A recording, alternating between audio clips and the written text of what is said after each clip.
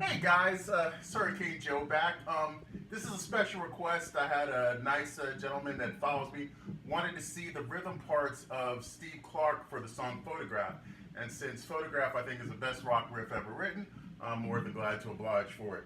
So I'm going to play it in sections and then try to break it down into sections, how it goes, and hopefully that'll be easy for you. So let's get started. Here's the main riff.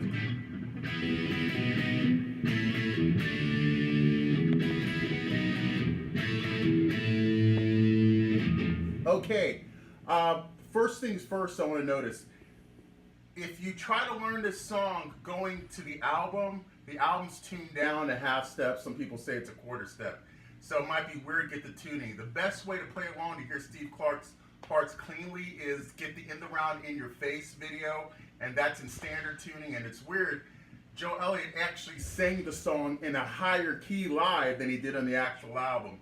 But if you go to that video, you're able to hear Steve's parts a lot more cleanly, and then I think it'll make sense to you. So that was the opening riff. Now the difference with the riff is you can't play that riff exactly on one guitar. So Steve played his part first, then he played Phil's part on the second riff, so you get more of a flavor in it. But when Phil joins him in, then they play the harmony. So here's how it goes. You're on the D string in the 9th fret, the G string in the 9th fret. Then you lift your finger off the G string in the 9th fret and goes back to the 8th fret. And then it goes from the D string in the 7th fret and the G string in the 9th fret. And then the D and the G in the 9th fret. Now another important thing I want to say here is, especially for Steve uses a lot of vibrato. So when he's playing these inversions, that's a main reason he wanted to use inversions, is he can get vibrato on chords that you normally couldn't. Now it's a subtle difference, but here's the difference, and that's the difference between sounding like Steve and just playing what he played. That's no vibrato, but that's vibrato. That slight difference right there makes it sound more like Steve. Then that's it for the first lick. He does the same thing again, but instead of playing this, the D and the G on the 9th fret, he plays the D on the 7th fret, the G on the 9th fret, and the B on the 10th fret, the A triad. Okay, that's the main riff. Now here's Steve parts for the rest of it.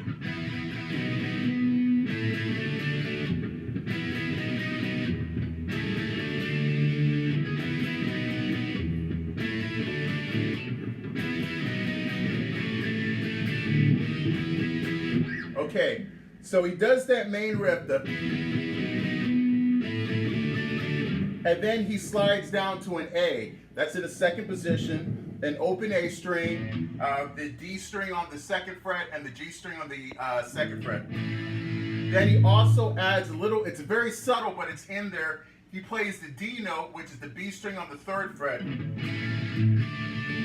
He plays that right there, and then he slides to the A triad from the 6th fret. So you start at the 6th fret on the D string and the 8th fret on the G string. You slide up to the 7th fret on the D string and 9th fret on the G string. So that's that part right there. Then it goes into the verse again.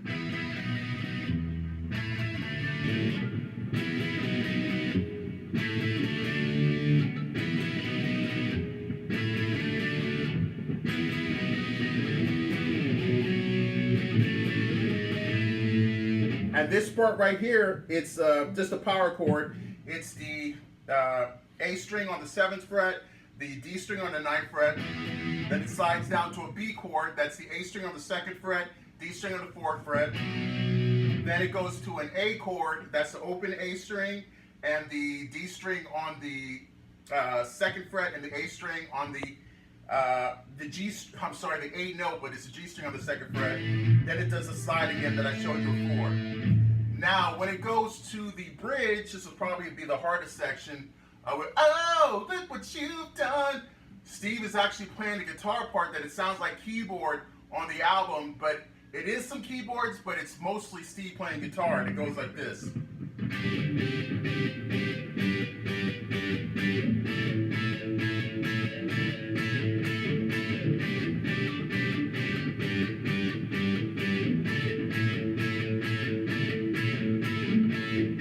So this is the part where, if you saw my other video of Steve being influenced by Jimmy Page, where he takes the same chords that Jimmy Page was using in Over the Hills and Far Away, and then he uses that here for that bridge section. So basically, you go to the G string on the 7th fret, and you play the B string on the 8th fret and the E string on the 8th fret. So it's, then you lift up from the E string from the 8th to the 7th. Do the exact same progression, but just slide it up from the 7th to the 9th fret. So it's the G string on the 9th fret, the B string on the 10th fret, the E string on the 10th fret. And you do that lift up again from the 10th to the 9th. Now here's the tricky part.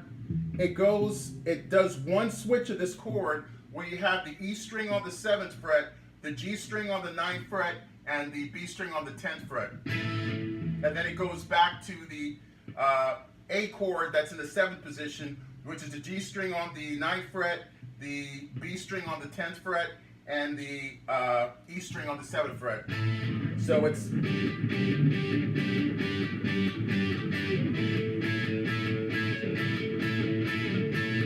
and that's it. Once you master that, that's the hardest part of the song. Then it goes to the chorus, and it's like this.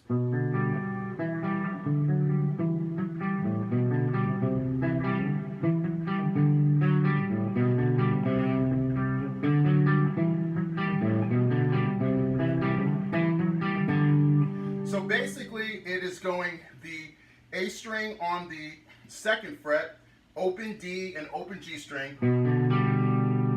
Then you play the A string on the 3rd fret, the D string on the 2nd fret, and the open G string. Then you slide it up 2 steps, and you have the A string on the 5th fret, the D string on the 4th fret, and open G. Then you stretch and reach the A string on the 7th fret.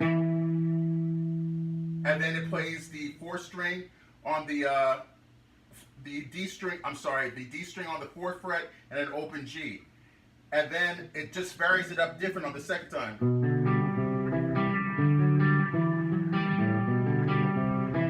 Instead of going to the D, you go to the E. That's the A string on the 7th fret. A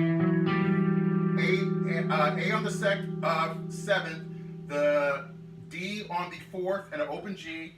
And then lift from the 7th to the 5th on the A string. And that's it. So it's...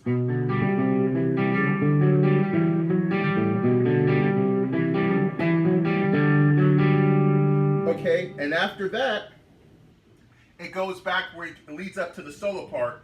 And Steve goes... That's where Phil's going... And when Phil is playing...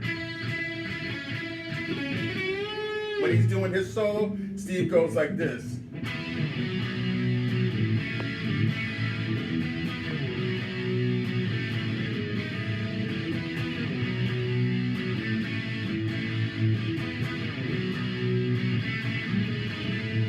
It's just like that other bridge I showed you before. It's going to the E, to the B, to the A, and then the slide up to the A triad. Now there's one part I skipped where it goes, but it's not enough. He does that cool lick. Basically, it's the G string on the 4th fret, the E string on the 7th fret, and you have to mute the B string because it's an octave, and it goes. And it's a slide from the 4th on the G string to the 5th, and a slide from the E string on the 7th to the 8th. That's it.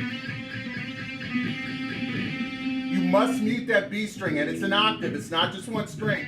Look at it live. That's when people say Steve parts are easy to play. They're not playing it right. He's playing the octave, not just a G string. And that's basically it. Then when it goes, I want to touch you, then it goes to the C note. You just do the C part chord. And it goes from the D to an E, then back to the chorus. Now that's on the album. Now live, Steve does the cool solo. Now, he just asked for the rhythm parts on it. BWM 5150, Ben, great guy, tremendously talented player. He does a great tutorial on the solo. I hear it a little bit different from him, but his is probably more accurate than mine. But I probably hear a conglomerate of how Steve varied that solo through a bunch of tours, so I do a little bit different. But it's pretty much the same. The basic part where everyone agrees is, you see what I'm saying? So that's it right there. If you want me to do the full solo, do a tutorial on that, I can do it. Check with me and I'll get it for you. But I hope you guys like this. Those are Steve's rhythm parts of the greatest song. And if you want me to do the solo, leave it a comment in the comment section. I'll break that down for you too. Thank you, Hurricane Joe.